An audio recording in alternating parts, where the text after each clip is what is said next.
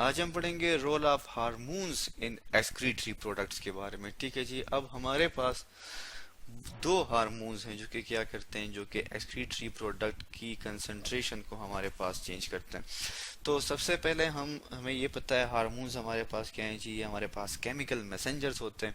और हमारे पास कौन कौन से हार्मोन्स हैं उनके हम यहाँ पर नाम लिख लेते हैं। That is aldosterone. सबसे पहले जो हमारे पास है वो कौन सा है, उसका नाम है that is aldosterone, ALDO, Aldo, और STERON,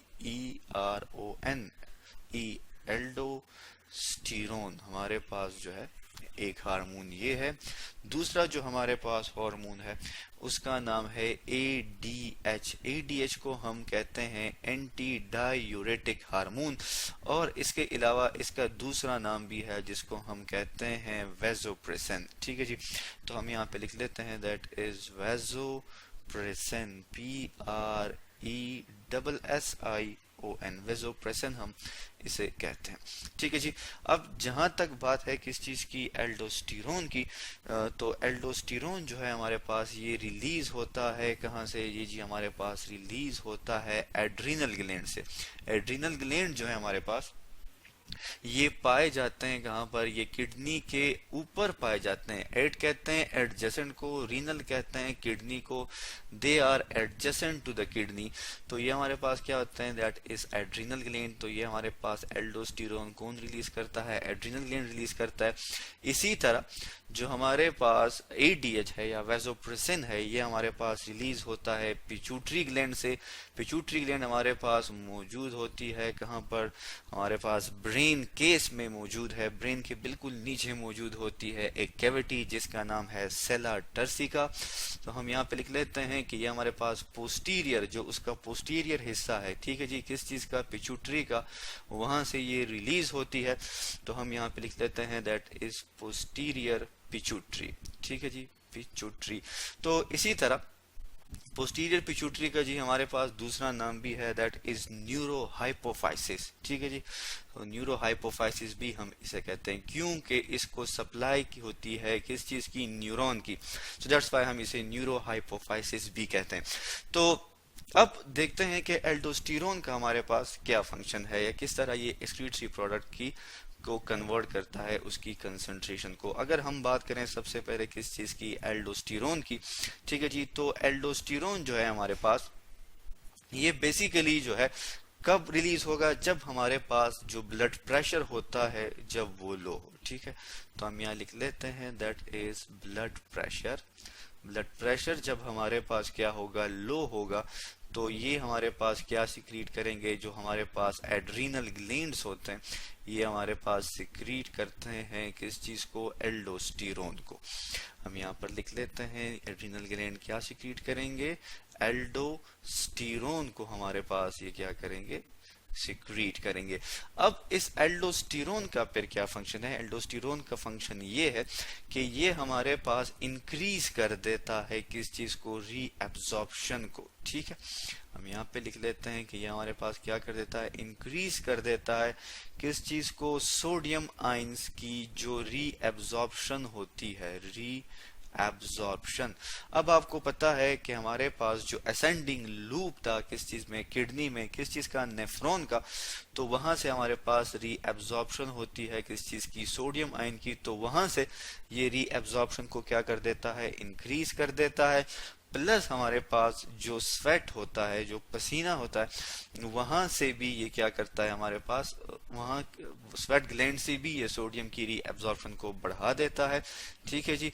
और इसके अलावा जो है अगर हम बात करें तो ये हमारे पास गट से भी रीएब्जॉर्प्शन कर देता है किस चीज की, सोडियम आयन की। क्यों, आपको पता है कि जब हमारे पास ब्लड प्रेशर लो होता है तो उस वक्त हमारे ब्लड में सोडियम आयन या आयंस की जो कंसंट्रेशन होती है वो कम होती है, तो उसकी रीएब्जॉर्प्शन से दोबारा जो हमारे पास ब्लड है वो नॉर्मलाइज हो जाता है। इसी तरह अगर हम बात करें किस चीज की, ADH की, that is anti diuretic hormone. तो ADH जो है हमारे पास ये, जैसे कि आप इसके नाम से देख सकते हैं कि ये क्या है, ये एंटी है। ठीक है जी। एंटी टू क्या है, एंटी है डायूरेटिक है। मतलब क्या है इसका, जैसे कि आप इसके नाम से भी देख सकते हैं, इसका मतलब हमारे पास ये है कि ये जो है बेसिकली ये हमारे पास यूरिन की कंसंट्रेशन को किस तरह कर देता है, चेंज इस तरह कर देता है कि ये वाटर की रीएब्जॉर्प्शन को इंक्रीज करेगा, वाटर की रीएब्जॉर्प्शन को इंक्रीज करेगा। हम यहाँ पे लिख देते हैं इट इज रीएब्जॉर्प्शन, रीएब्जॉर्प्शन, ठीक है जी। तो उसको ये क्या कर देगा, इंक्रीज कर देगा, बढ़ा देगा। अब वो चीज कहां से बढ़ेगी, आपको पता है कि जो हमारे पास लूप ऑफ हेनली है उसकी डिसेंडिंग लूप में हमारे पास वाटर की एब्जॉर्प्शन होती है, ठीक है जी। तो इससे जो हमारे पास ब्लड में जो वाटर की कंसंट्रेशन जो होती है वो क्या हो जाती है, वो दोबारा नॉर्मलाइज हो जाती है।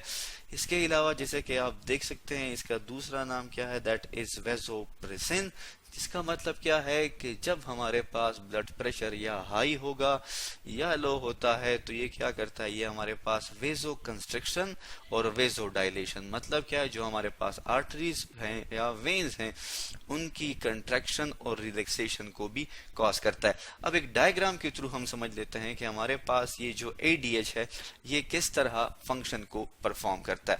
अब आप देख सकते हैं स्टेप नंबर 1 में हमारे बॉडी में जो वाटर है वो बहुत ही ज्यादा किडनी से लॉस हो रहा है, यूरिन हमारे पास डायलूट बन रहा है, ठीक है। एट दैट टाइम बॉडी ने किस चीज को डिटेक्ट किया, high osmotic pressure of the blood stimulate the hypothalamus. इसका मतलब क्या है कि ऑस्मोटिक प्रेशर क्या है, जब हमारे बॉडी में सोल्यूट की कंसंट्रेशन जब बढ़ जाएगी तो ये हाइपोथैलेमस को एक्टिवेट कर लेगा।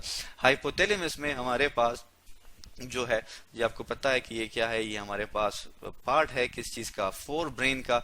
वहां से हमारे पास जो है पिट्यूटरी को जो है ऑर्डर मिलता है कि वो क्या सिक्रीट करे, कि वो हमारे पास सिक्रीट करे, दैट इज एडीएच, ठीक है जी। और एडीएच जो है हमारे पास ये आके एक्ट करता है किस चीज के ऊपर, किडनी के ऊपर।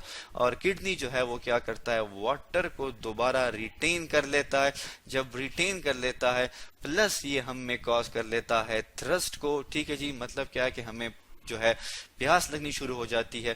तो उसके साथ क्या होता है कि जो ऑस्मोटिक प्रेशर जो होता है हमारे किस चीज का, वेजो कंस्ट्रिक्शन या वेजो डायलेशन जो है, या ब्लड जो प्रेशर अप्लाई कर रहा है हमारे वेसल्स पे, वो डिक्रीज हो जाता है। और उसकी डिक्रीज को फिर अगेन जो है डिटेक्ट करते हैं हमारे पास स्पेशल टाइप ऑफ सेल्स होते हैं और वो डायरेक्टली जाके एक्ट करते हैं किस चीज के ऊपर, हाइपोथैलेमस के ऊपर, और हमारे पास ब्लॉक कर देते हैं एडीएच की सिक्रीशन को।